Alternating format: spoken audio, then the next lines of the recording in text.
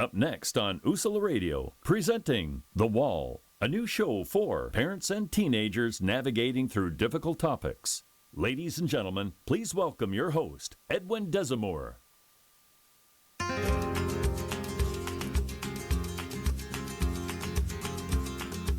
What's up, everybody? This is Edwin Desamore, and you're listening to The Wall, where we witness achievements through life lessons, live on Usala Radio.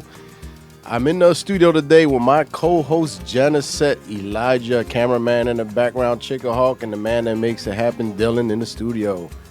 So this is another episode of The Wall. This is going to be a great day. We have some special guests, powerful guests. We're going to have a powerful conversation. So, in the studio we have with us today, James BB Martinez. How you doing? Good. Enjoying this. Thank you for being here. Thank you. And we also have Juan Gonzalez. How are you doing, Juan? Doing well, doing well. Thank you for showing up. Hey, man. Glad to be here. And we have the legendary Luis Suave. How you doing, Luis?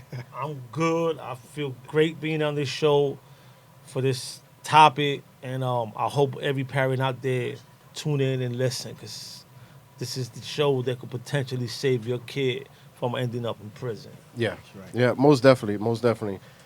So let's jump right into the topic introduction. Janisette, read off the topic introduction for us. On the wall this week, we ask a big question. Is redemption possible? We live in a free country where our citizens have many freedoms people in other countries do not have. With that said, how often are we able to allow people to have who have made mistakes the opportunity to have those freedoms back? Do we give people a fair chance when they are trying to be reborn? Sometimes we afford ourselves many forgiveness, but we hold grudges against others. Are we treating everyone else as we should like to be treated? Remember, the end of this show should be the beginning of our conversations. Don't be afraid to tear down the wall. That's right, folks. Don't be afraid to tear down the wall. Remember, the end of the show should be the beginning of your conversations. The purpose of the show is to get folks talking, not only at home with their families, but at the job. You know, many times I run into folks and people tell me, we be at work, and when y'all start talking about ethical dilemmas or certain things, we get to arguing. But it allows us to keep the conversation going. You know, it's okay to disagree, but the most important part is that we're listening to each other and we hear each other's point of views. So that's what it's about. And I'm going to ask you guys, bear with me today. I got a little cold, so I might be turning away coughing a little bit, but please stay tuned. We're jumping right into this. Who just entered the studio also, you can see behind me, Eddie Lopez and Tatiana was in the house. So before we get started, Elijah, random question. Would you rather randomly turn into a frog for a day once a month, or randomly turn into a bird for a day once every week? Random questions. It's a random question. Anybody want to take this? Anybody want to take this question? A frog or Would you bird? rather randomly turn into a frog for a day once a month, or randomly turn into a bird for a day once a week? Of course, a bird, man. Yeah, I was just Why gonna say not? that. A You can find bird. everywhere. Of course. It depends You're what type free. of bird, like them little birds, little brown birds they you see all over Philly. Or like. So nobody picks the frog. Nah, you For know, what? I mean, A if the frog frog have a negative connotation, man. Anywhere you go, you can be a fraud for a day. You might as well be a fraud for life. No doubt. look, Go ahead. a frog. I mean, there's You the might get technical with there's it. the pros and cons. Go ahead. Give it to me. The cons is that is you're small. You're really you have a high chance of dying, even as a bird. Is that the con? Have you? Yes. All right, go ahead. You want to see a frog in Philly?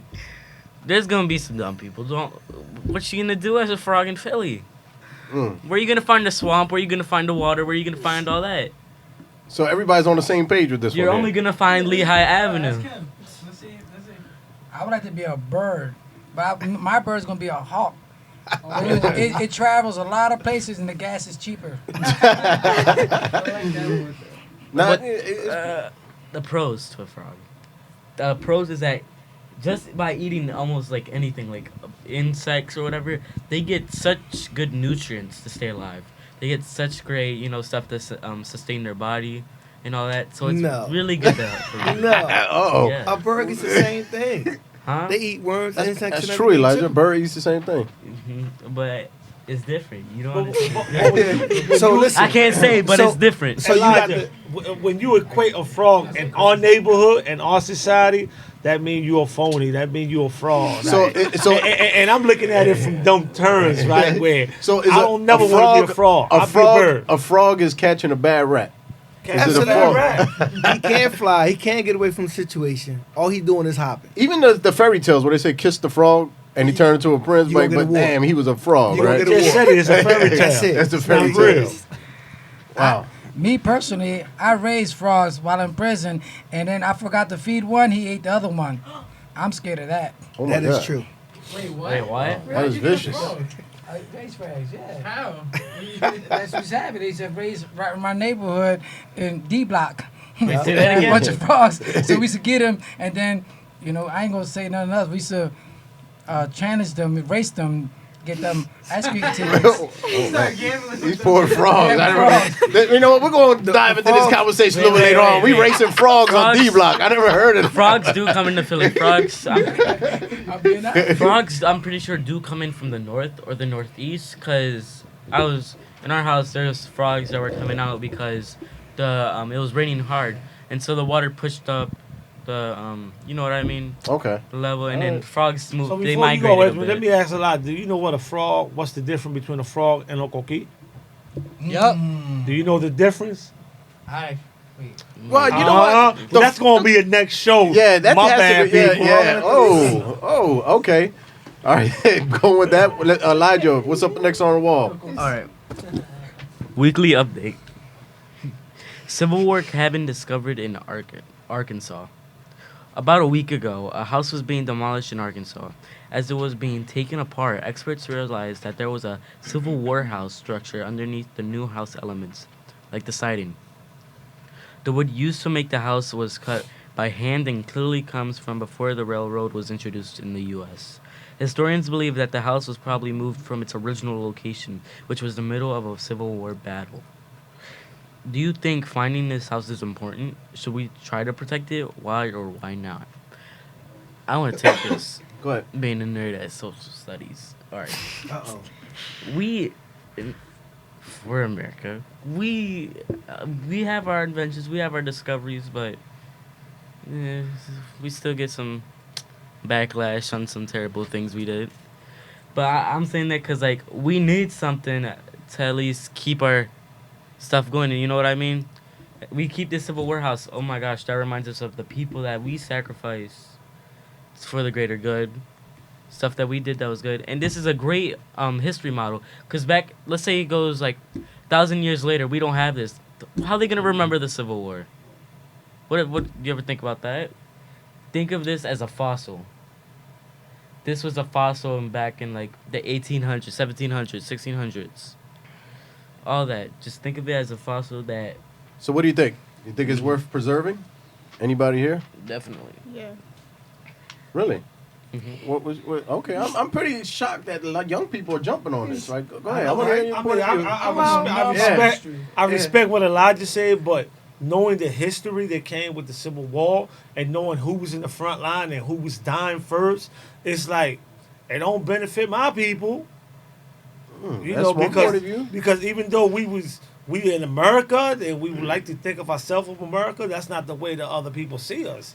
So I'm saying, okay, I'm building me a new house on top of that shit. On top of that, excuse my word.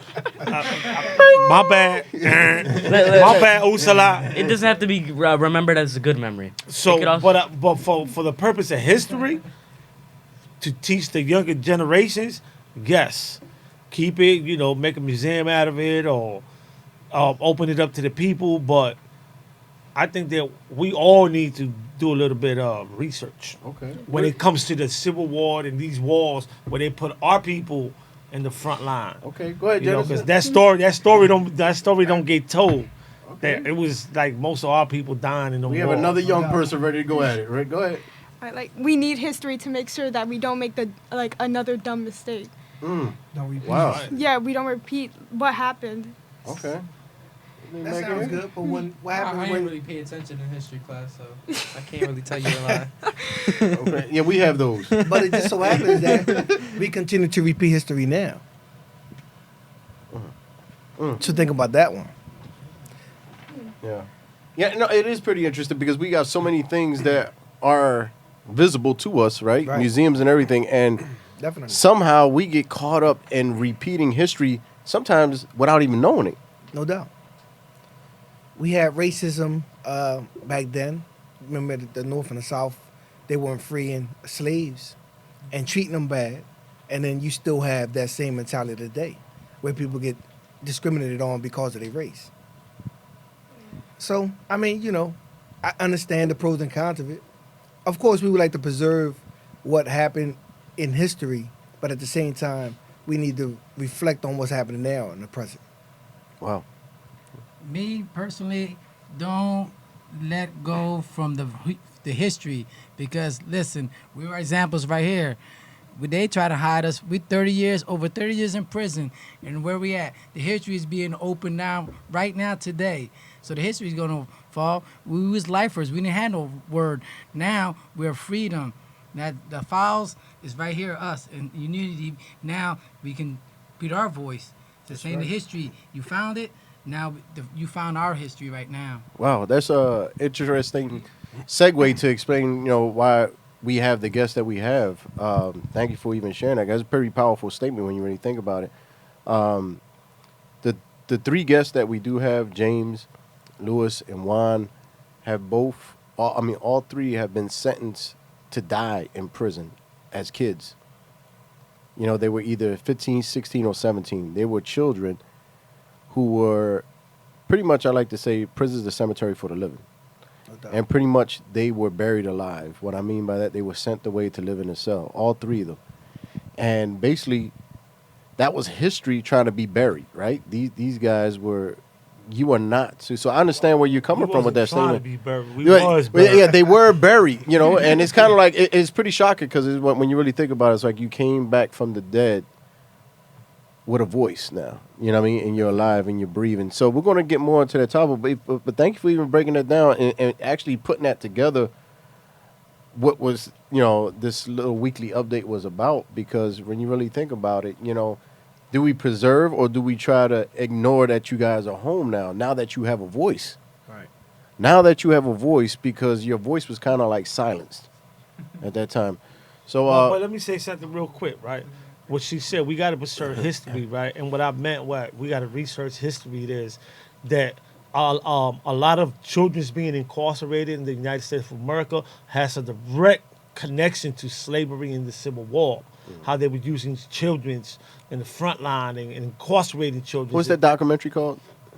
I forgot Was the it name. 13 or something The like that? 13. If you look at the 13, or if anybody can, they should make a trip to Alabama and go to the Legacy Museum and check it out. You will see the direct connection. So, like Juan said, we are history.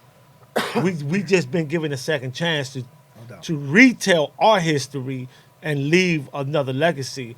But nevertheless, incarcerated children in America has a direct link to slavery and the Civil War. All right, well, thank you for that. We're going to go to a commercial break. Please stay tuned. Do not go anywhere, because next up on the wall is Ethical Dilemmas.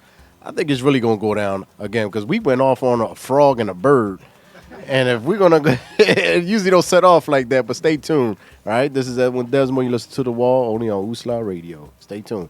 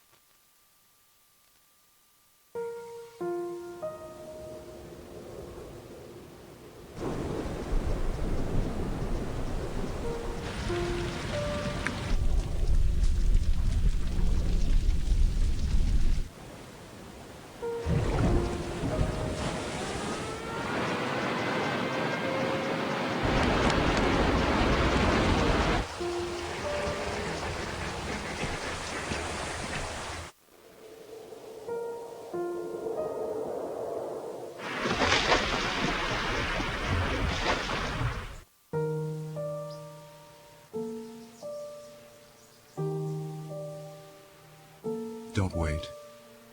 Communicate. Make your emergency plan today.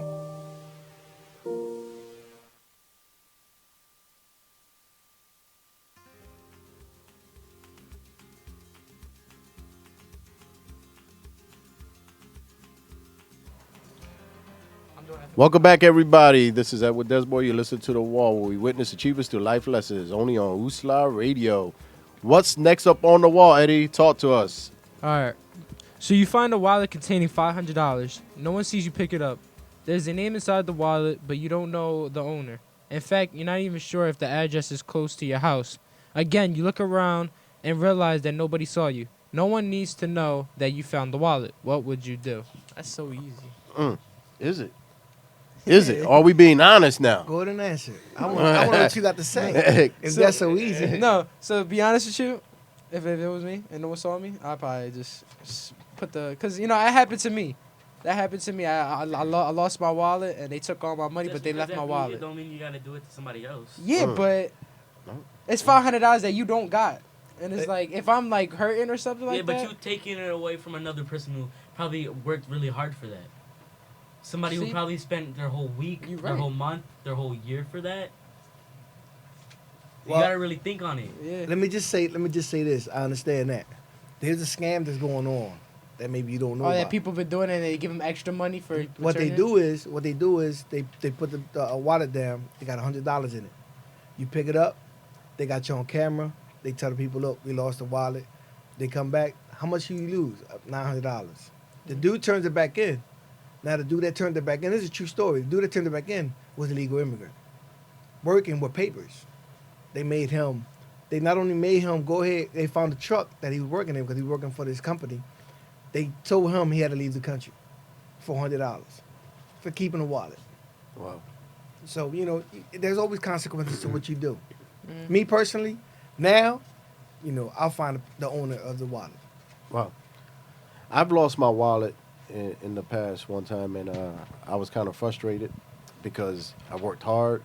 I had everything in it. And believe it or not, the person who returned it was an addict. Wow. The person who returned it was an addict with everything in it. Wow. And it wasn't much. It was only $35, but I had my cards in there, my Social Security card, everything, I was working hard to get. I should have, but, I did give him the $35, and I thanked him, but, he was someone saying, yeah, I might be an addict, but I know what it's like to lose certain things.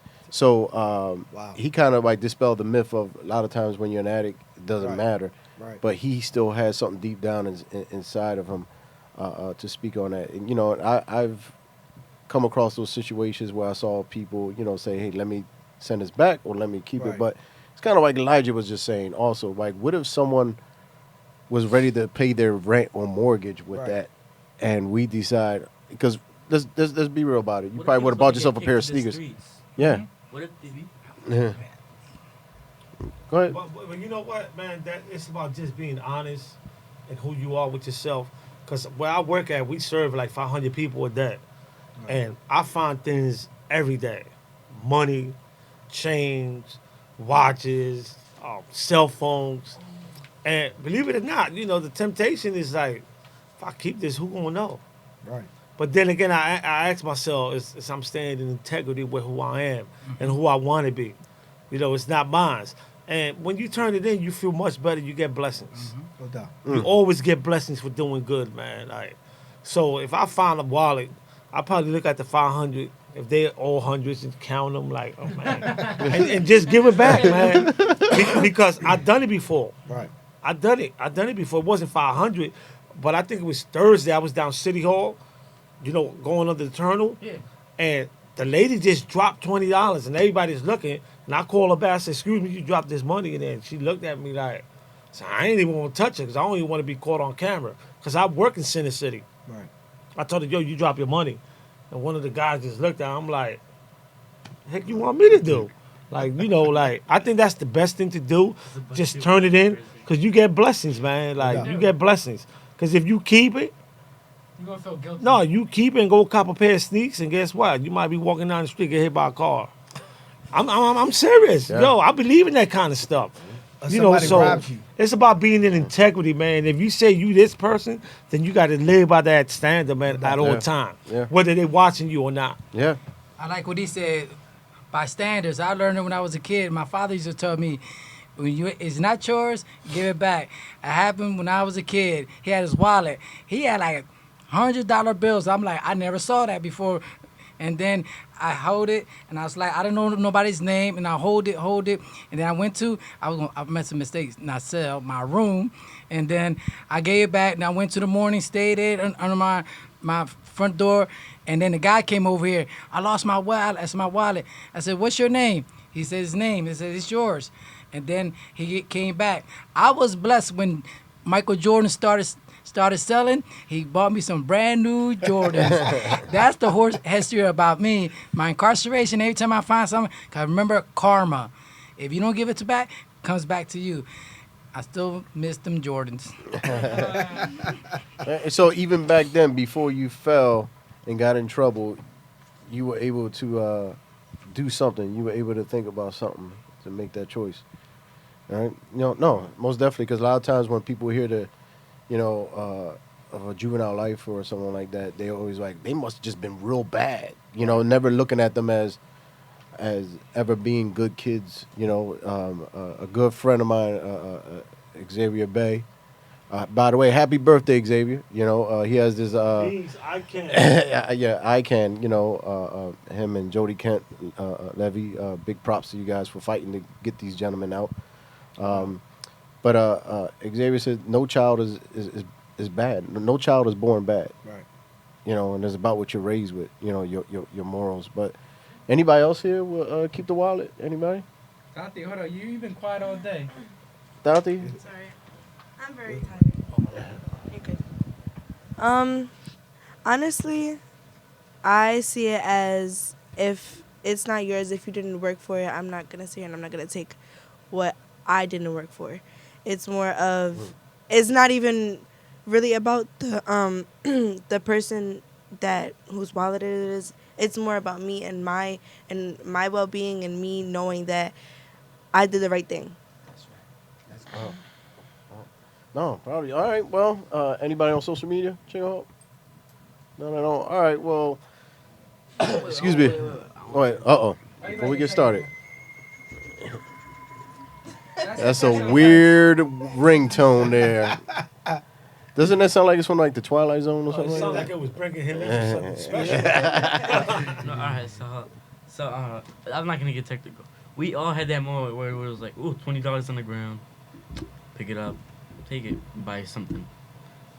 There's gonna be that moment. We all had that moment. That's different. I know, but like, That's different. If you see like what Swab was saying, if you see the lady that dropped the $20 bill, you seen her physically drop it, then you're gonna tell her something. yeah, if I see the If person, you find the $20, that's something different. Now, if you see a wallet, you have ID in it, then that's totally different. So, you have different scenarios. Yeah, because if I find $20 outside on the Hey, floor, I'm I'm buying- grabbing that. yeah. You know what I mean? I'm not gonna be like, who dropped this $20? Yeah, not saying that. You know what I mean? Like, because I don't know who it belongs to, Right. and anybody. Because matter of fact, it might be my $20. You know what I mean? Right. And you never know. you dropped your $20 and you go and pick it up and you're like, ooh, it's $20. Yeah. Before we even jump in this, I remember one time, and this is when I first came home. I was in the car with some family members. I wanted to get some gas, and the lady gave me back the wrong change. Right, I actually gave her $20, and back then gas was kind of cheap, so I was like, give me like $10 of gas. Next, she gave me like $80-something back, and I didn't realize it until I got a car, and and I was looking at some family members, and I was like, wait a minute, she overpaid me. Right. So this literally turned into a real problem with family, literally arguing because they was like, nah, don't take it back, let's split it. And I was like, no, like, this lady could get fired because she's accountable for that register. Right. And you never know if she's working an extra job to take care of her children. And it felt like, and I was kind of like disappointed. When you said something about morals, who you are, I was like, all I kept thinking about was someone losing their job. But I had certain family members that was like, no, like, let us get that. It was like the wolves, and you was trying to and they were so upset with me. They were so upset with me because I took that back. So it's just about being able to think about what can, what could have happened, how is a triple effect, and Right. also like you said, man, karma, man. Karma is pretty deep. We're gonna jump right into the main topic, right? And I just want to read this off, right? Human beings are not born once and for all on the day their mothers give birth to them, but life obliges them over and over again to give birth to themselves, right? This is one of my favorite quotes. I even have this on my chest. I tattooed it on my chest because it really stuck out to me. Because when you really think about life, if you're able to open your eyes, if you're blessed to open your eyes every morning to take a deep breath, you're born again. You just gave birth again to yourself. But it's up to you how you live your life. It's up to you on the next decisions that you make. So do you think it's possible for someone, no matter their past, to be reborn in a new version of themselves? Why or why not? And I have 3 guests here. And before I even let the 3 guests answer that, I'm interested in what the young people would say. And I wish I should have mixed it up a little bit. I shouldn't have had a couple adults in here because we still have adults that still have a one-track mind. Definitely. That when someone makes a mistake, they still hold it against them. I still run into friends, people, and family like that. They hold things against their own family members. Like, nope, I remember they did this 5 years ago. I remember this happened 6 months ago. They are a mess, right? They never want to see someone being able to redeem themselves or really change. And when you go around, and I don't know if you ever experienced this too, when you go around and tell folks like, yo, have you seen this person? They really changed. They're like, sooner or later they're going to mess up. Or sooner or later that's going to happen. This actually, and our young people are listening to that. I'm sure y'all heard that before we're grown-ups. And hopefully we can have that conversation before we would get into it with our 3 guests, because is it possible? And for young people, do you think it's possible? And have you ever heard someone judge someone or not give someone the benefit of a doubt? Ed, you want to give this a shot? Have you ever, first of all, do you believe people could change? Yes, 100%. Because so my uncle, he used to be like a big time like a drug dealer like around the area, and he got locked up. But then he came out and he's helping his family. Got a job. He's a chef now, and he's doing good for for Thanksgiving. He actually went out and fed all the homeless people. And I believe that when people come out, I feel like they can make a change. But that's depending on themselves if they want to make a change. Because some people they just say I'm gonna do a change, but they show no action to it. Wow. So now, have you ever seen anyone not give anyone a chance? So what do you mean, like? Well, once somebody messes up. Oh, so when someone messes that's up, held against them for the rest of their lives. Yeah, I have. Like I've seen somebody like. It doesn't even have to be prison. It could be anything. I think young people go through that. So, like, a perfect example, people that don't like drugs at all. And if someone does it, then they cut them off. Like, they disown them completely. They think they never could be the good person, ever again. Just because they do that one thing. Oh, wow. All right, pretty deep. Tatiana? I feel like this has to do a lot with one's perspective, their mentality, their maturity. When it comes to people changing, I believe people could change. I've met people, I know people in my family have, gone through stuff that have changed. There are people that haven't changed and it's been years. I feel like it all depends if you want to change. If you want to take that path that leads you down the wrong way, or you take it might be a while till you get to that place that you want to be, but as long as you get there and you try, then you'll possibly reach it. Wow. Anybody else before I pass it to the adults? Anybody else? Go ahead. People shouldn't be judged by their past. They might have been able to understand what they did wrong, if it was something wrong, understand what they did wrong and learn from it.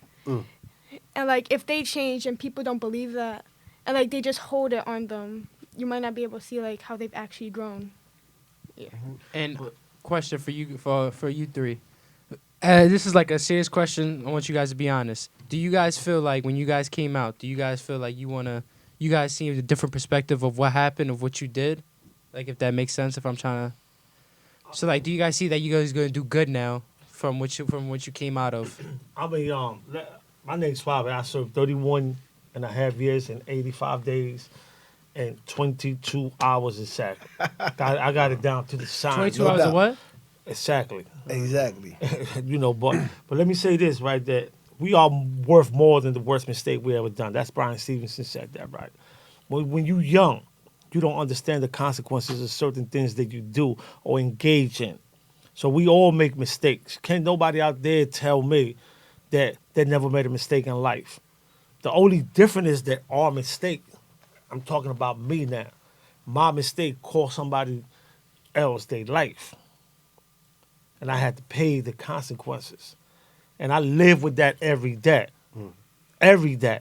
Because I see the ripple effect that my crime had on the community, on the victim's family, my family.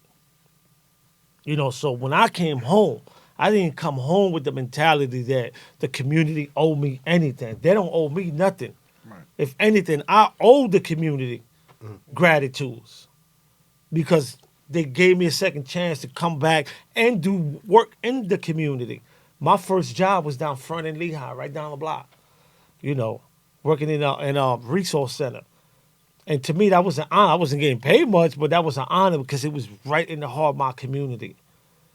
So I don't think that the community owe me nothing. I owe them everything. Have I changed? Hell yeah. Because when you sit in that cell for 31 years and you start thinking about what you could have done better, you ain't got no choice but to change. When you strip out your liberty, the freedom of just drinking what you want to drink or using the bathroom when you want to use it or just going out on Thanksgiving, like you said, your uncle went out and served food. When you strip of that and you come back and give him life again, like you reborn. This is a second chance. We don't get a third chance. Because I don't know if a lot of people out there understand that in Pennsylvania, life means life till you die. That's why they call it death by incarceration, till you die. So what you see here today, it's like a miracle. We hit the lottery. We just had to share the ticket with 500 other people. But we hit the lottery. What are the odds of somebody hitting the lottery today? Mm-hmm. That's us. We hit the lottery when it comes to the lifers ticket. So we got to do good. We have to come out here and show not only the community, but our family that we are better than the mistake that we've done. Because, yes, I still have family members that say, well, you did this 35 years ago. And I'm like, oh, my God, here we go again. Because that's all they know. And that's because they haven't changed. Because when you're in prison, it's a different time. Might be the same time on the clock, but it's a different time. You in prison, you still stuck at 17, 18, the year you went in. They move on, they grow up. They don't even know who you are sometimes. They still think you that 17-year-old kid. Like to this day, I've been home 2 years exactly on the 20th, November 20th. I never been to a bar. Don't go to clubs and none of that. You know why? Because I don't drink. So why should I be in a bar? I don't drink. I'm looking for trouble. I don't hang around with my homies. And I love them to death, but I don't do that. I go to work. I work 3 jobs. I volunteer. And on top of 3 jobs, he's always saying, if you ever need me to reach out to some kids, because he wants to give back. He wants to prevent kids from... Because you know why? Because when you came home, you did it. You was one of the first wave of Latinos that came home and really got into it. And when I was in prison, you always heard the name Adam Decimal, Man in Motion. I'm like, damn, I wish I could get that same chance.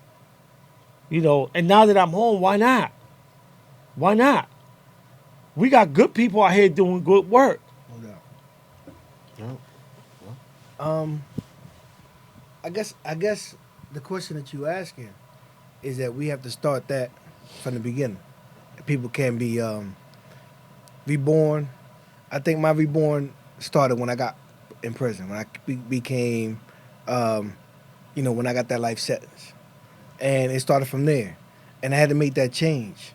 We like he said, we wasn't bad. We just made a bad decision.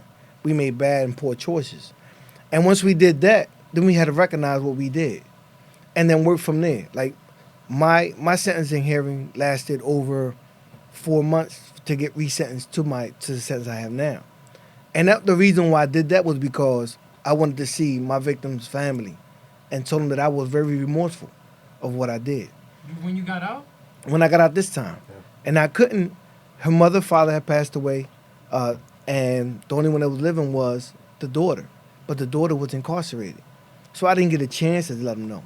But I waited, and they were like, "No, we don't have to wait. No, we want to wait because it's something that it was instilled in not only myself but with him, that we were like, we want to see them and tell them, look, we're sorry for what we did, because it not only affected my family, I'm still alive, but it affected their family." And the ripple effect that they found in the community, like Swab was saying, it was something that was felt. And I felt it throughout my whole bit. So I decided to make a change even in there and prepare myself so when I get out here, I can talk to the youth. I can mentor. I have guys that I have on the phone now that they will call me and say, look, there's something going on. Help me out. No problem. I don't have no problem with that because you grow into the person that you are. I grew into the man that I am today. All that time that, we spent in prison, it just prepared me and matured me into the person I am today. So when I came out, I didn't come out with a attitude of, you owe me this and this and that. My mom owed me, no, it was none of that. It was just a gratitude of being home. Gratitude of just being able, and you might not understand this, being able to breathe free air. And you'd be like, wow, what you mean? You have free air in there? No, being out in a community when you're home and you're by yourself, you just lay back and you're like, wow, you get that deep breath, like, damn, I'm free.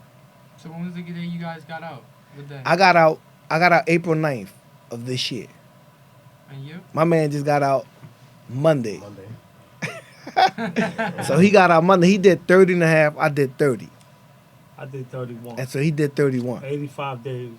And 22. 2 hours. And two. They didn't get you guys all out at the same time? No. So the law that came down, they had they started off with guys that were doing more time. So they went from the guy that did more time to the least amount of guys. So it just took me a little longer. And so, we sitting here, that's my co-defendant. I ain't see him. He know that. I ain't see him in 7 months. I've been out 7 months. And the first time I seen him when he came home. Because my mind was running, getting a job, being supportive to my family, being a responsible man. I didn't have time. He would tell me, yo, I need, come around whenever you can. I got you. But time flies so fast. In prison, time is so slow. By the time you know it, it's 11 o'clock, you just winding down. In here, by the time you look at it, I want to call him. By the time I look at him, it's already 12 o'clock at night. I'm not calling him at 12 o'clock at midnight. But that's how it is, though. And just getting yourself back into motion, like my man was saying, it's a big thing. Being reborn, oh, absolutely. I'm being reborn every day. So how do you feel coming out? Enjoying it. And I got lost up in Walmart, but I'm happy though. They found me. But my person is, like I said, I got 30 years in prison. And anybody knows me, when I was a kid, Edwin Desimore. That's my baby. My friend, my best friend. Because he knows our history. And my incarceration, it was bad for me because I'm 5'3". You know how it is when it's little guys like me. I'm a warrior, though, and help me. But that mentality no more, because the old heads at SCI, Dallas, I never forget them lifers helped me a lot to be the mature person. I'm trying to start, stay strong because I'm a crybaby. Everybody know me. But it helped me a lot. The elders helped me out a lot when I was doing the community, because I was the elders. I'm 13 years, 12 years old, help the little kids. That's my life. And then the old heads tell me, while I'm incarceration, you can do the same thing. It took me a long time, but it helped me to maturity. That's the important thing, because I was a little kid while I was incarcerated. But then I get more worker.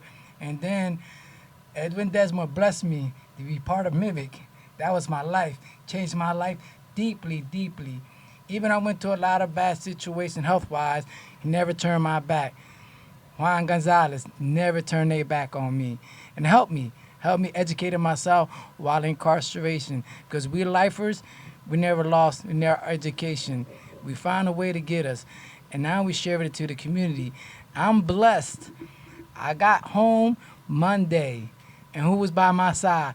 My family, my friends, and Edwin Desamore. And I'm going to do my goal to do same thing I did when I was incarcerated when I was a kid. Talk to the youth and help them. I just want to before we get in there, go to a quick break and get back with the rest of the questions. I just want to say this: I applaud all three of you guys, just for being here and even to speak on this. And as for James, who just came home, for those who don't know, I won't get into that. That's another topic. But he went through some things in prison as far as going into a coma. Not only just going through a coma, he almost died.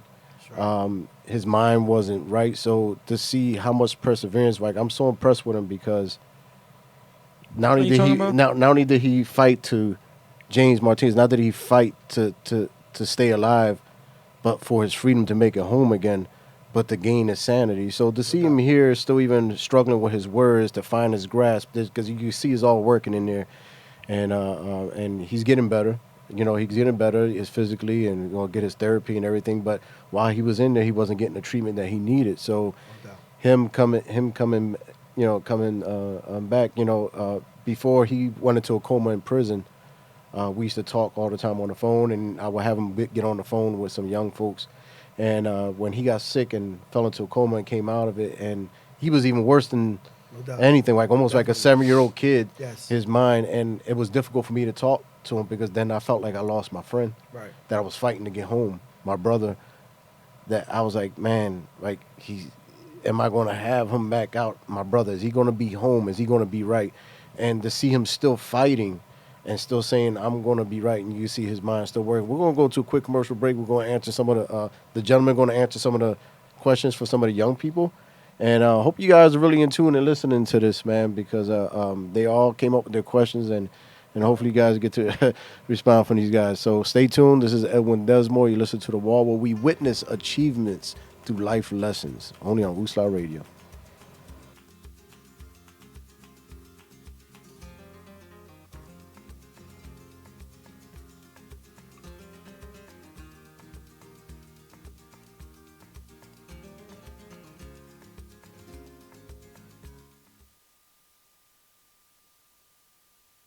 $150 over 90. 180 over 111. 160 over 110. I had a stroke. This is what high blood pressure looks like. You might not feel its symptoms, but the results from a stroke are far from invisible or silent. If you've come off your treatment plan, get back on it, or talk with your doctor to create an exercise, diet, and medication plan that works for you.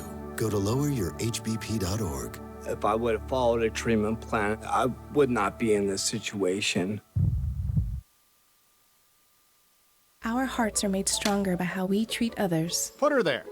The light you share can impact those around you, but so can the darkness. Later, twerps. Did Pete saying mean things bother you? So when you reach out to another person, take a moment to consider how they will feel and let your heart be the key to making a difference. Because of you, someone's entire day, year, or even life can change. In every heart, there's hope.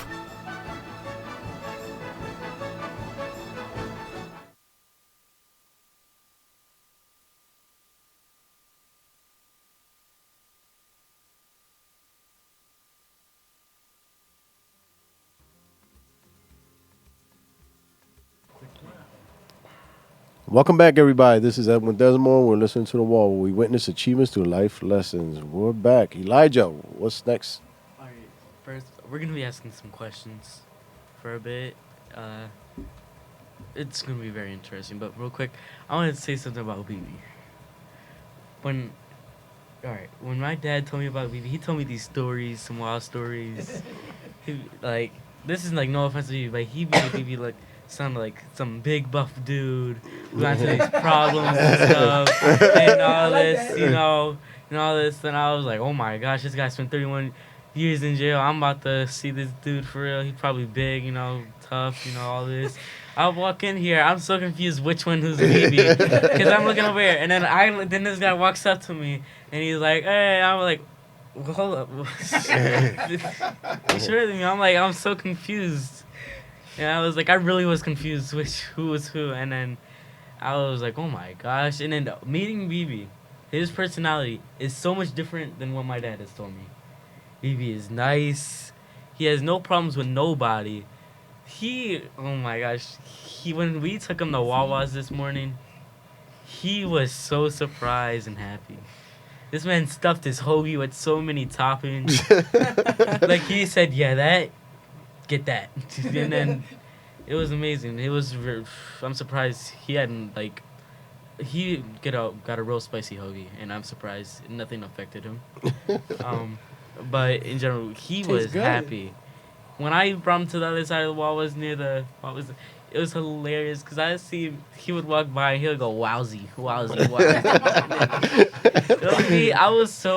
would be hilarious because there would be people like this old grown man with this. Like it would be. I feel like it was kind of weird because I'm 13. This is grown man. I'm showing him around the wall while he's going wowzy. So yeah, and I was like. It was pretty fun experience, but it's really amazing. Okay. What's the first question? If you want to do it, or am I? That wasn't your question? Huh? No. Oh. Wowzy. I was gonna show you my ID. That is me. You take it. Go ahead. You take it. You go first. Wait, hold on, let me. I'm telling them, no, that is me. Y'all want to check out? I think so. All right. Wait, you gonna go? Go ahead. All right. So, what do you think are some more efficient ways to not help kids, but to do things other than giving someone like a life sentence? What are some efficient ways? Like better efficient ways than giving someone a life sentence. Instead of consequences, then get them a life sentence? Yeah. I mean, I Good think question. that if a child committed mistakes, right, we don't sentence that child to adult time in prison. We don't. I mean, we got to rectify that mistake. They got to own up, and consequences need to be. Own up. But that child should be given a chance to redeem himself or herself and come back out and do good. We shouldn't strip that child of his liberty for life because he made one mistake. For some of us, this was the first mistake we made. A lot of us, people think of juvenile life and they think, oh, they must have been arrested 100 times. No, this is my first time ever arrested. So, and I can say that for a lot of juvenile lifers. So I don't think that the adult criminal justice system should act in the way they act towards children. Yeah, they definitely shouldn't act so harshly, but at the same time, they should teach them. I think with us, they should teach them there's a different way. You got a lot of times you have people that don't teach vocational.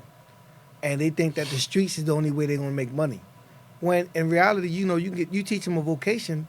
It's like one of the things I heard one time. He said, you give a guy a fish, he eats for a day. You teach him how to fish, he can eat for a lifetime. So if you teach him that way, like with me, I use my time productively where I went, did plumbing, did electric, and did those things. Had I not did that, I wouldn't have had the job that I have now. So I think if we're gonna incarcerate young adults, we call them young adults, kids. Teach them something different. Teach them something that they're going to come out and say, okay, I can do this. Because sometimes they think they don't have choices. And when they don't have choices, they're going to make the same stupid mistakes always. If you teach them you have choices, then at least they'll go ahead and say, okay, I can do this instead of doing this. No. You have a question? Go ahead, Chicken Hope. You can talk right in there. Forget you. So I have two questions. So the first one is, did you ever get used to being in prison? If you did, how? Wow, good question.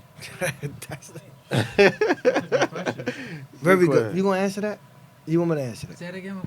Did you ever get used to being in prison? If you did, how? I'll answer first. No. Go ahead. It wasn't being used to being in prison. It's just adapting. So you had to adapt to your circumstances. Just like you had a cellie, You had compromises. So there was things that you had to do, because if you didn't do them, there was certain consequences to it. So adapting and getting used to it are two different things. Good You had question, to good adapt. answer. Good question, good answer. I mean, I would say yes and no, because when you first go to prison as a young kid, you go through these stages that you think you're gonna get out in a pill. I'm not gonna do this much time. Then you start realizing that that's not gonna happen. Then you start growing. So you adapt to the system and you find a routine to keep you alive, whether it's painting, drawing, getting involved. Me, I went to school. I became a real school nerd. So, because I always thought that if I get out, I want to be prepared on day one. No doubt. And I prepared myself. I went to school, got my degrees, and and I always thought about I'm going home. I remember this one guy. He was an innocent guy. He got out, and he believed in this Santeria stuff, right? He told me you going home in he told me you going home in November, but he just never told me what year. Right. He never told me what year. He just said November, and I came home in November, and I reached out to him because he's out. He said, I told you, I just didn't know the year. So no, you don't never get used to it because, you see your whole family grow up in pictures. And then you start seeing your family die, all the elders. And that's when reality hit. No doubt. When your mother died and you can't go to the funeral because you're a lifer, or your father or your brother. I went in, I had a whole family, like grandmother, aunts. I came out, I got a brand new family, don't even know. Like, I don't really know none of my nieces and nephews. Even the ones they 20, 25, I really don't know them. So I'm starting to get to know them. So, no, you never get used to being in prison. Next question. Well, I'm sorry. Well, me, it's like when I got incarceration, I was doing the same thing. I was working, I was running Chucho's video. I'm helping individuals. And I was always helping the kids. While incarcerated, I was doing the same thing. I never had trouble by myself. I always get in trouble helping the next person. And I'm a small guy. That he saw, I'm not the big guy, I'm the small guy. And when I was in North Philly, they call it the Good Lines now, but I wasn't bullied. While in prison, the same thing. They ain't gonna bully me. So I got a little bit of used to it, And basically, when I first got locked up, we all street clothes, we had jewelry. It was the streets. My mentality is like, they gonna destroy me because I don't want the judge and the DAs did us to us. We gotta fight for that. Locally, then when I said the elders mentored me to get through the right things. Like my pop told me, work, work, work. And to help with Juan Gonzalez, I went to a hospice volunteer. Help us. What? Help our family. We can't help our family. Help our family while in infirmary, the sickness, and it helped me a lot. And the mentoring, I ain't gonna forget, Juan Gonzalez helped me a lot. And what he doing right now? Helping me a lot. So now it only help me to get focused now on freedom. Because I was blessed, like Edwin Desamore, my mom, my pop, everybody in my neighborhood loved me, always by my side. But the only thing they ain't focus on, I gotta wake up, right time, bathroom and all that. Reality check now, I'm free. I could do anything I want in the bathroom. Everything, I'm happy. Like I said, I'm still working on it 6 days. Only been 6 days. Help me. Thank you. No, thank you. We have one more question here. I got a question here too. Oh, Hey, you I'm sorry. Go ahead. So for all of you, when you guys, got out, was there anything in specific that you wanted to do, wanted to accomplish, wanted to know? Good question. I went to the cemetery, took flowers to my mother. Wow. Because that was something I always wanted to do. Wow. And I thought I never got the chance to do because I was serving life. And in 2009, when she passed, there was really no hope. We believe it would come one day because I think it was Grant versus Florida was just coming out. But, I always say if I get out, the first thing I want to do is take flowers to my mother's grave, and I did that. Wow. I mean, I did the same thing. God's always saying, what you going to do when you first get out? And I was always, God's always talk about that. And it was always my grandma. I lost my grandma. Both my grandmoms were grandfathers. So that was one of the things that I wanted to accomplish. You know, it was something that recorded tears. When I got to see my aunt grave, my cousin's grave. So many people that I lost throughout the years that was support systems. I think that was like the biggest thing for me. Mr. 6 days in. Yeah, Mr. 6 days out. We have the rookie here. Yeah. Well, my goal is just to be out, be part of the community, and basically, I got 3 kids now. I was known for one, and then the other 2 kids is my mom and my pop. So my goal is to take care of my father and my mom, because they always ride by my side, and my brother, my sisters, and like I said, still to be part of the community. With the blessing of my friend Edwin Desmond helped me with that. Other than that, reality check, I'm still learning. And y'all blessed me to help me to be that. And I can talk now. Freedom. We got one more question. So this is for a lot of people that would like to know about this, you know, kids and stuff like that. How do you feel the system treated you while you were in the jail? So how did you feel? Like, did you get, like, if you mind me, you know, if you mind me asking about that. They treat me bad, real bad. Cause like I said, like me, Juan Gonzalez, Alex Rodriguez, Rafael Drews, James Sanders, we try to do everything we can to appeal, but they never did us right. Me personally, I was doing good through the last, 20 years, the last 5.5 years, the worst life of my life. But to bless my friends and to bless Jehovah, I've survived it. But the system didn't treat us good. Me personally, that's why we still part of the Philly Five. Like I said, racist no, justice yes. You want to answer it full? I mean, I say this, that the system we can't incarcerate our way, not in Philadelphia or in America, into every problem, especially when it comes to dealing with kids. The system did is wrong, but through the grace of God, like he said, we managed to overcome it. No doubt. And the community support, we managed to overcome it. But make no mistake about it, the system is designed to break us. And when I say us, I mean minority people. Because as a lifer in the state of Pennsylvania, only 1% could enroll in any program. So whatever education, whatever programs we got, whatever transformation we got, wasn't because of the system. It was because of people like Edwin out here doing the work that encouraged us in there to keep doing the work and not give up. Right? It was because of people like that you may never hear about, lifers that's been in jail 30, 40, 50 years that took the time to mentor us a little bit, right? Without a doubt. It was because some of the family members and support that we had in the community, not because the system. My transformation didn't come because I was in jail in the system. My transformation come because I met somebody that tell me you can be better than that in life. And no matter where you are, you can make a difference. That's how my transformation came. You know, I went to college in prison because we started our own college program. But a lot of institutions in the state, a lot of them brothers can't go to college. They don't have the opportunity. Right.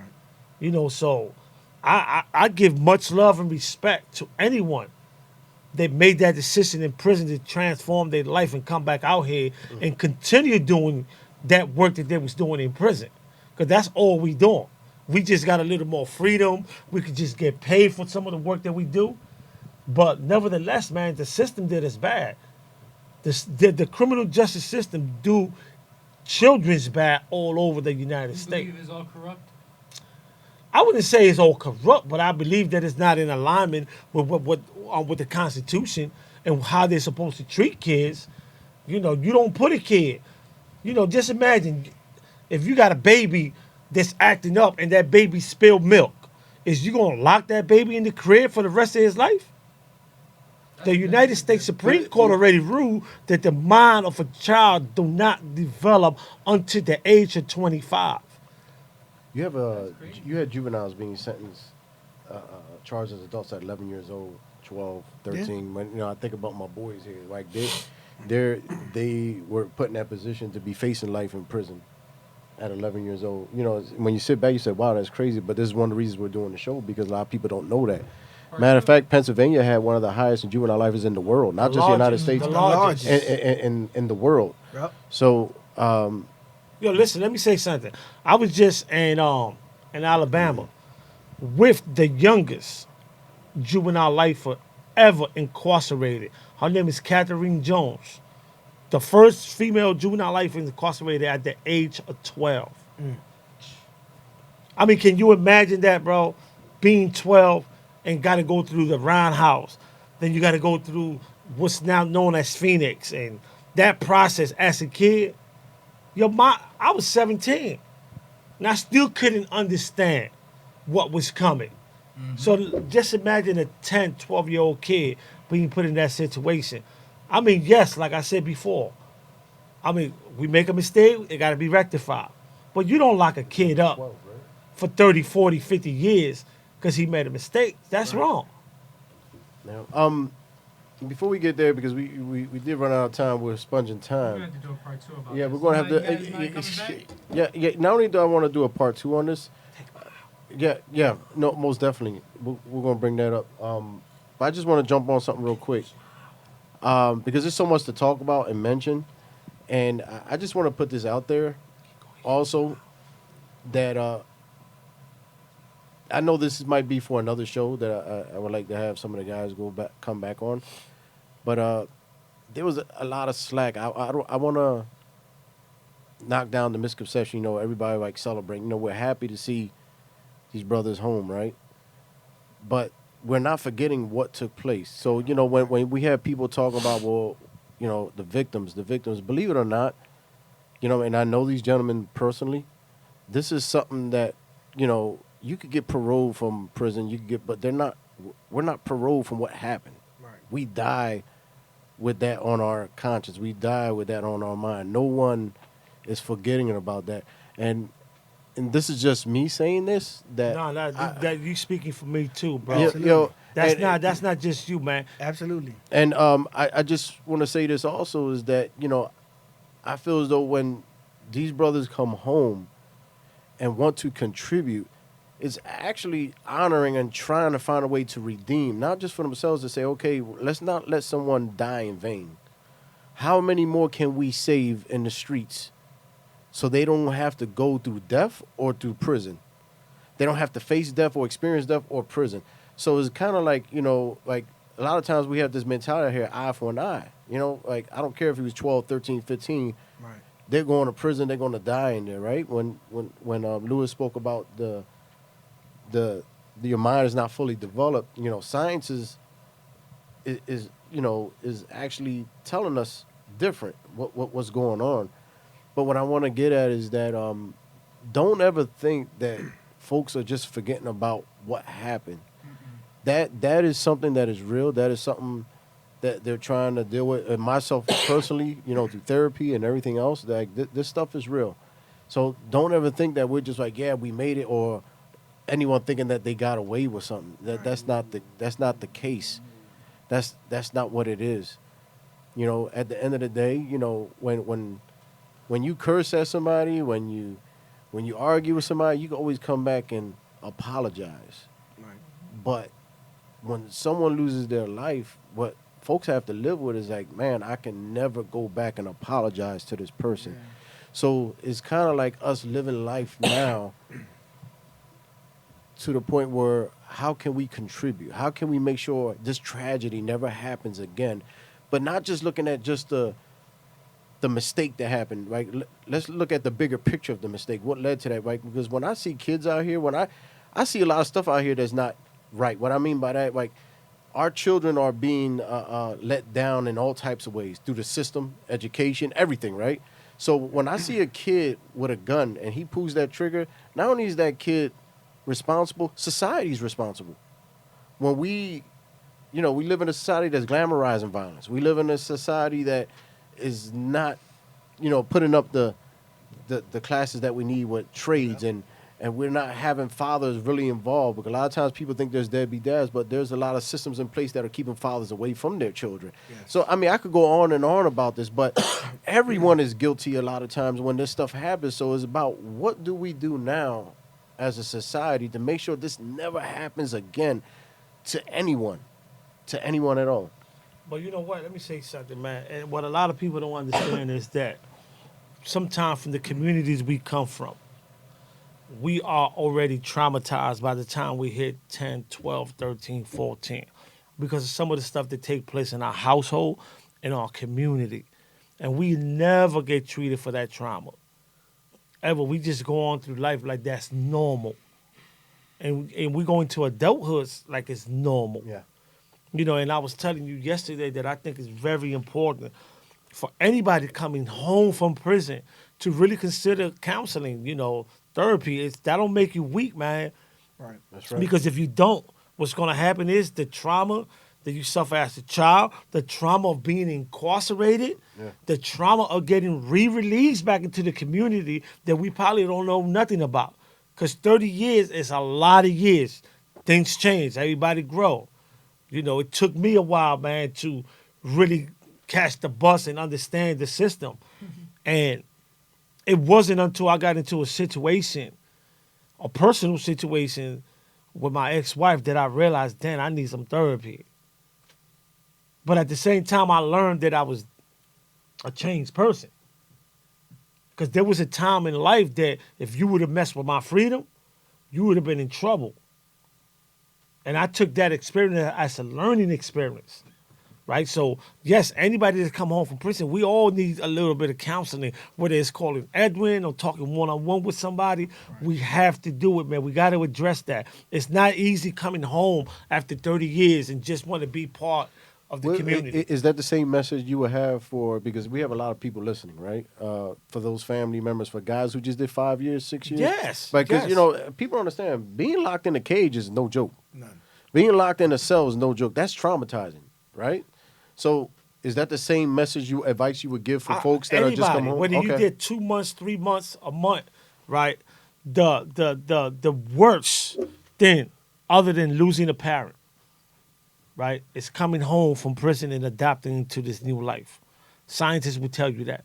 That is bad because the anxiety that comes with it. And we don't do it because sometimes we live under that macho mentality, like, that ain't going to happen to me.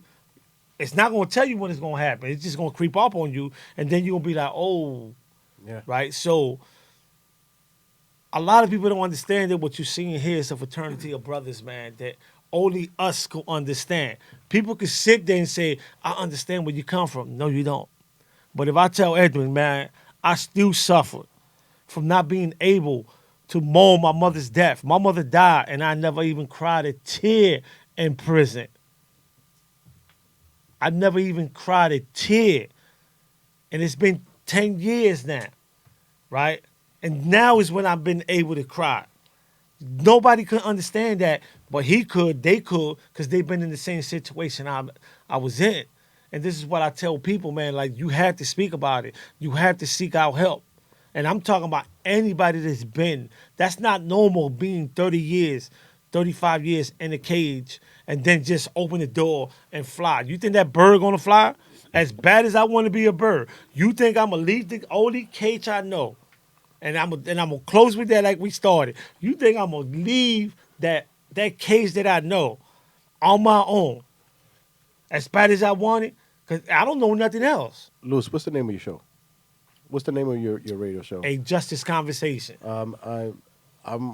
I'm sure we'll be willing to come back on. I want to be able to speak about support systems, because there's so many things we can talk about. Having the right support systems for people that are coming home, and I think we need to bring other people on board, advise some politicians, and some Absolutely. folks that have Let's do it. that power to do that, so we can have that discussion on. Because I feel as though this is just me. I don't want to take up from what we're talking about here, but this is just me. I just feel as though there's not enough real supports for people coming home. Well, let me say this. That's not, I work, you know, around that system, right?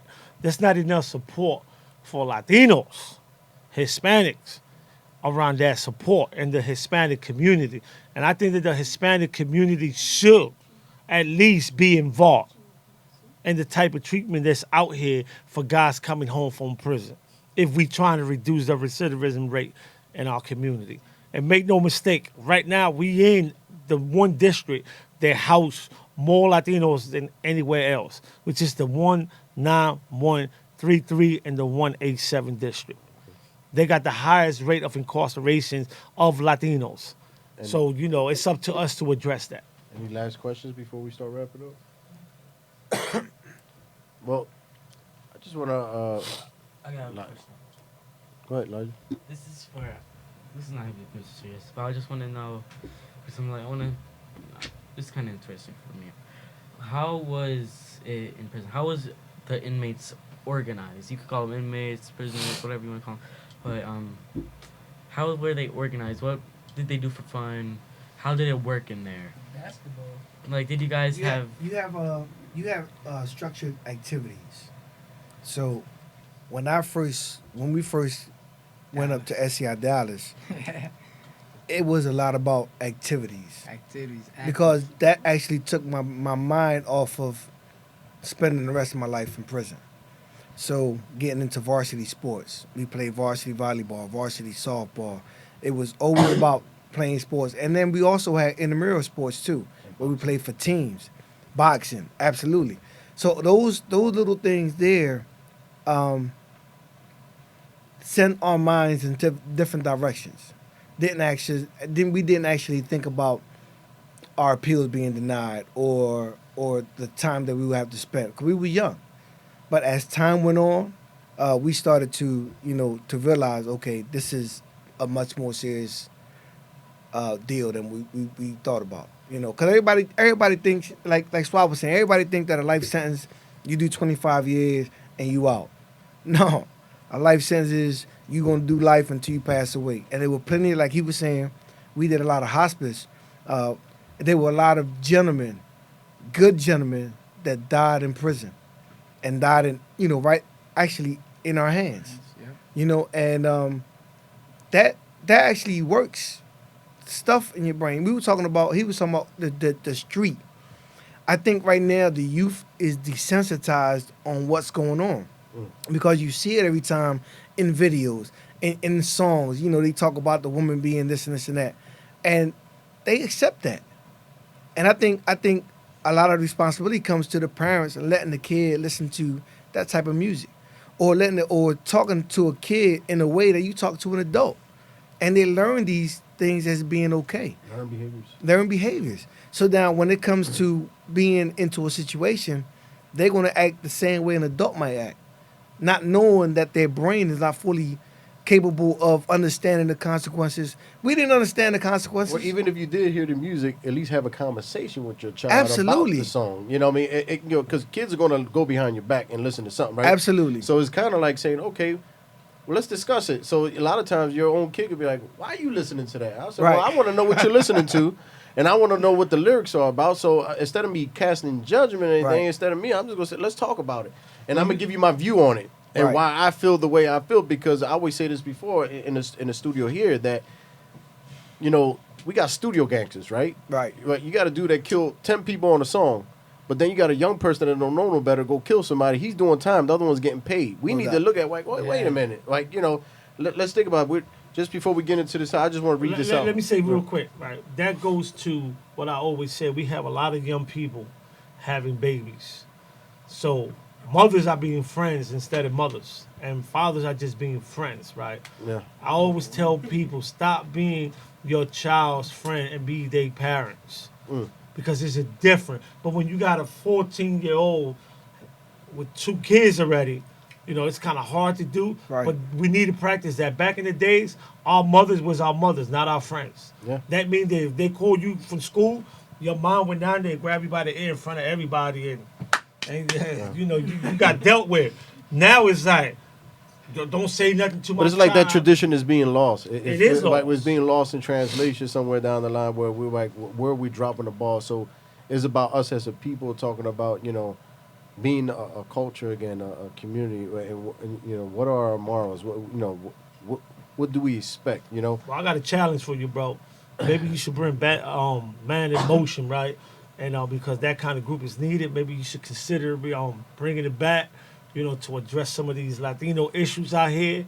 You got a group right here that got your back. Maybe you should consider that, man. Well, let's talk about that. Lewis is going to put me on the spot. Real quickly, it's true about the Latin community because when I was at SCI Mahano, I didn't realize a bunch of Latinos incarcerated. When luckily Eric gave me the pictures from B Street and all the Badlands, and I showed them the kids like, hold up, you from there? Like, yeah. Now my life, I'm mentoring these guys. Who's your best friend? Who's your friend? Who's sending you money? Who make your phone call? Mom and pop.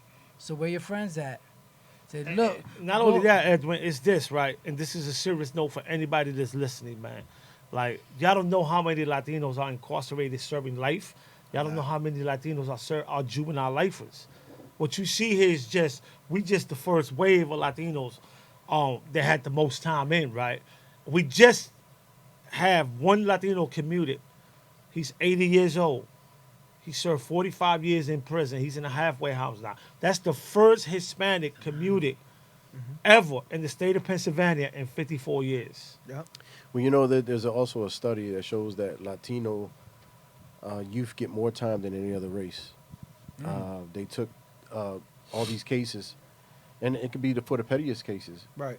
What they found was that, they took an African-American, a white kid, and a Spanish kid for the same case, whether it's still in a car. They found that the Latino kid gets more time. Yep. And that's something more than that. I just want to read this out real quick. Maybe the journey isn't so much about becoming anything. Maybe it's about unbecoming everything that isn't really you. So you can be who you were meant to be in the first place. We can go on for days for this, but I just want to say this.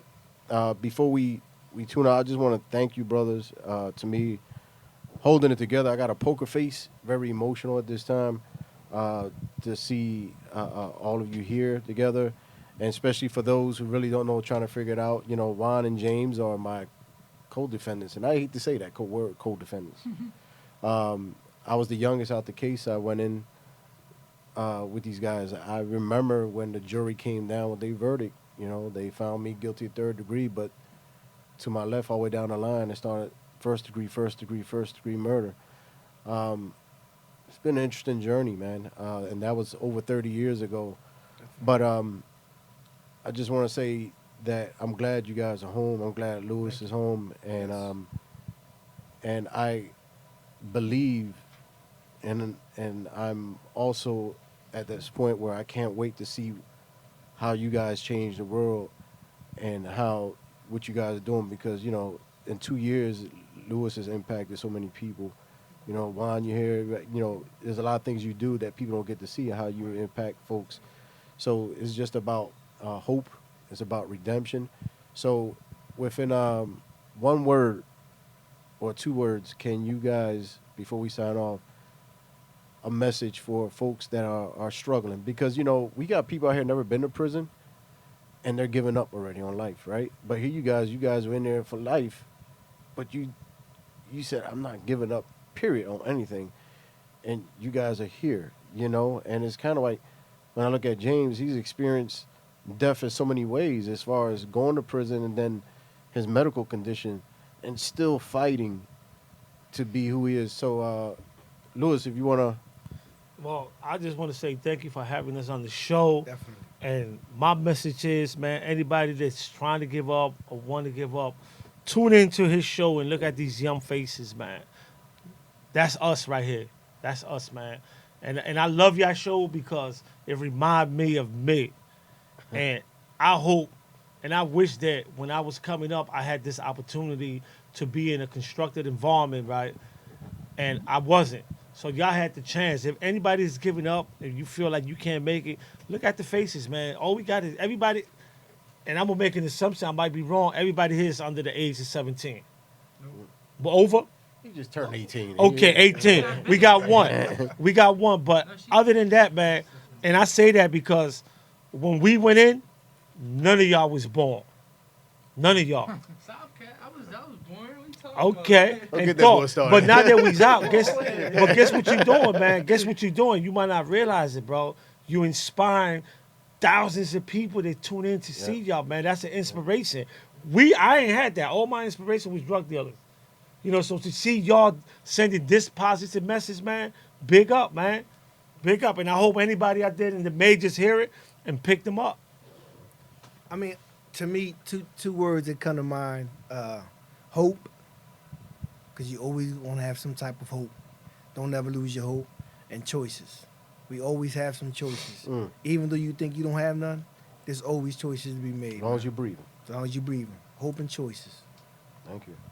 My name's James BB Martinez. Don't think nobody love you. I love you. I'm here. Reality check. I'm gonna be here. I never changed. Everybody know me, James BB Martinez. I'm the same person. You're not by yourself. Wowzy. Wowzy. And for the young folks, anything you want to say to our guest today? Any words, Elijah, before we tune off? To our guest? Eric's doing great. That's it. That's all I gotta say. Be a bird, not a frog. Be a There you bird. go. Well, I'm gonna tell you this: you a frog and I'm a bird. Next, you're gonna see your coworker or your friend coming at you. You know what I mean? Yeah, when the hawk tries to eat the frog, that's what he's trying to say. Yeah. That's one be the frog. Well, this is Edwin Desimore. This was an extra long segment of the Wall where we witness achievements through life lessons. Think about that. That's what the Wall stands for. Witness achievements through life lessons. I want to thank everybody for listening. And thank him for extending it, for using his hours and stuff. Yes, I want to thank Louis Suave. If you have any questions, if you were listening, just email me, inbox me, and we'll reach out to the guys if you want to talk to these guys. And just reach out. Thank you. Right? Bless you all. We're signing off. No, Music's playing. Don't play. Bye.